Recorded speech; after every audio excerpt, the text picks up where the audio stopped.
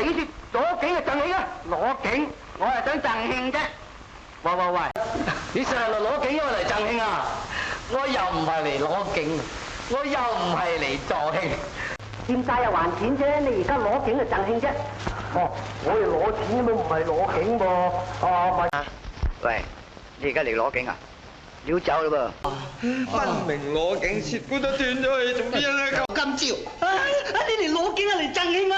你今日咁高興，梗係嚟贈你慶。哎呀，贈慶打嘅！阿爺，你又唔嗌攞景嘅贈慶啊？你隻衰咩話？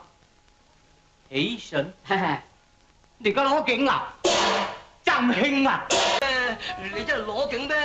我哋老爺已經死咗幾年噶啦嘛。牛咩？係啊。佢攞景嘅唔係贈慶嘅，完全冇啲咁嘅事幹。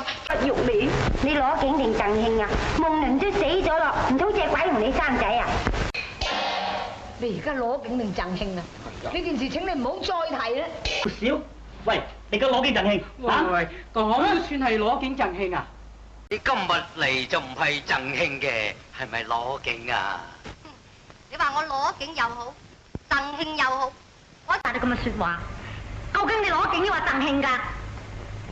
冇嗰樣整嗰樣，佢都唔知攞景啊，就抑或贈慶啊？問咗啦，係咪高振兩件？當塵，大家攞景定贈慶喎，